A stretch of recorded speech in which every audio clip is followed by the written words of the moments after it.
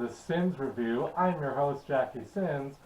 So, since becoming a vampire, I've gone through quite a few different changes. I have to drink blood, I have to sleep during the day, and record these reviews at night, or at least before the sun comes out.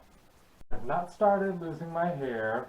I've not started to grow long, ugly, pointed teeth. My ears have not started to become pointed. Oh, and as you can see, my eyes are not all black. Unfortunately for the protagonist of the film I'm reviewing, she experiences all that. We're headed back to Netflix for another standout horror movie. As you might remember, Netflix's Fear Street Trilogy is the first review I ever did for this show. Blood Red Sky is a German vampire horror film, which is basically kind of like Vampires on a Plane, because, you know, I've had it with these motherfucking vampires on this motherfucking plane. Now, while this film is German directed and produced, there are still several enough English-speaking actors as well. There's also the option to have the English parts dubbed or subbed in English. I watched the English dub, and when it came to the actors who were clearly German-speaking, the dubbing is kinda hit and miss. There are times where it's particularly good with some of the adult actors. When I hear the English voice for the German-speaking child actor, I'm kind of thrown off a little bit. It does not match the emotion I see in the child actor's facial expressions, and it can get kind of annoying. Come to think of it, I might try watching the English subbed version the next time I watch this movie. Anyway, this film starts out with a supposed terrorist takeover of a plane that has now landed onto a British airfield. There appears to be a misunderstanding between the British authorities and one of the passengers they accuse of being the terrorist ringleader. A young boy exits the plane and is escorted to some type of medical facility to speak with the authorities, as well as with, I think, a psychologist of some type.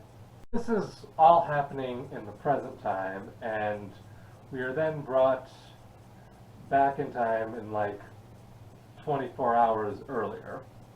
The protagonist of this film is a single mother named Nadia. Her son Elias is the young boy that we see in the beginning. Since the posters and trailers for this film already showed it, it's not really a spoiler to say that Nadia is a vampire. First, it seems like she has cancer, like leukemia, I believe it was. She has lost her hair and wears a wig. Now, I don't know exactly if it's the vampirism that caused her to lose her hair, or the, treatments that she's been undergoing in hopes of maybe curing her vampirism, or whatever. It's not really made clear what it is exactly. Certain shots that she takes, which I guess helps stave off the whole vamping out sort of thing, but she still has to drink blood.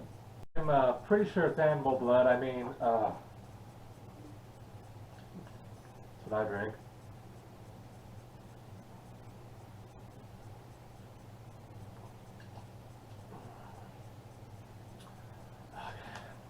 There are certain instances as the film progresses where we are taken back to the time before Nadia became a vampire, and we get into how her transformation affected her. She's had to deal with disguising her vampire eyes, which haven't quite gone full black yet, but they are like an orangish type of color starting out. She's had to deal with bloodlust and almost attacking her baby boy. During these flashbacks, we even see her remove her fangs, her newly grown fangs, with pliers. Yeah, it's gotta be painful. Another one of the main characters characters is Fareed. He's a student who is, I think, he's either a foreign exchange student from the Middle East or at least of Middle Eastern descent. He also happens to be Islamic. I think the program that he's in involves the study of planes and flight. It's kind of related to flight training, I think. Aerodynamics and plane mechanics and stuff like that. Stuff that I sure as heck don't even understand. Now, with all these details, there's an attempt at some sort of commentary about prejudice and discrimination against those of Middle Eastern descent and or of the Islamic faith later on in the film. Elias, Nadia's son, actually meets Fareed at the airport when he tries to get his and his mother's luggage checked. Fareed actually helps him get the luggage over to the threshold and to the attendant for, checking luggage, because it's standard procedure for all airports. Two of them become very well acquainted, and that becomes very significant when shit hits the fan and they have to work together in a life or death situation, which I will get to soon enough. Shortly after the plane takes off, the onboard air marshals are quietly and systematically taken out by the hijackers. One particular hijacker is very sadistic, like majorly psychotic. I mean, he just fucking stabs the fucking shit out of this guy. Why did I do that? I used to do crazy stuff like this, like stabbing myself. Thank goodness I have rapid healing. I had to clean the blood off, but it's all good. Hey, there's those vampires tapping at my window. Maybe they're friendly. I better go check. Definitely not friendly. They're still ugly and vicious as hell. I mean, look at this. Look at this. I killed them with my bare hands. I didn't even need the fucking axe. Okay, aside from that very traumatic experience I just had, I have a review to finish. Okay, so anyway, the hijackers are assholes. They're obviously holding every passenger hostage. They're threatening to kill them if they move. They're almost entirely Caucasian. I think one of them is of African descent. Why is this important? Well, you remember when I mentioned earlier that there was an attempt at commentary about prejudice and discrimination? Well, here it is.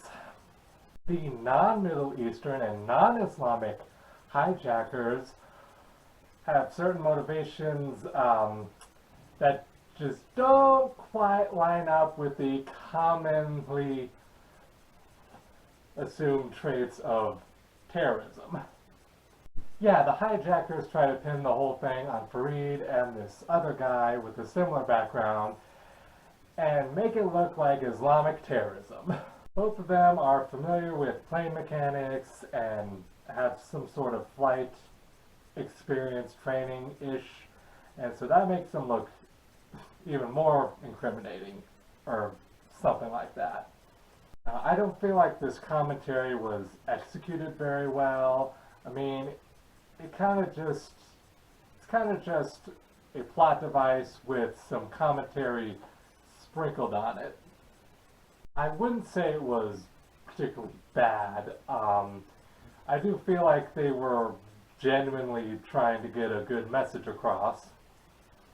Anyway, let's finally get to the vampire part of this vampire film. So shit gets real when Nadia gets taken, how should I put this? uh, she gets taken out of commission, shall we say. Obviously wants nothing more than to protect her child, so she has to fully vamp out to deal with the hijackers. Slowly we see Nadia's humanity strip away in both appearance and behavior. It becomes more primal when she takes on the hijackers, but she still has some reasonable capability to cooperate with the other passengers, namely Fareed, again, primarily for her son's safety. Of course, I said this film is like vampires on a plane, so of course there's going to be more vampires than just Nadia. The hijackers that Nadia feeds on become vampires if they're not killed after they've been bitten. So this is obviously a representation that vampirism is a virus that spreads through bites or consumption of the blood. So one person gets turned, and then bites someone, and then that person gets away, and then bites another one, and so on and so on. Now, you expect me to say,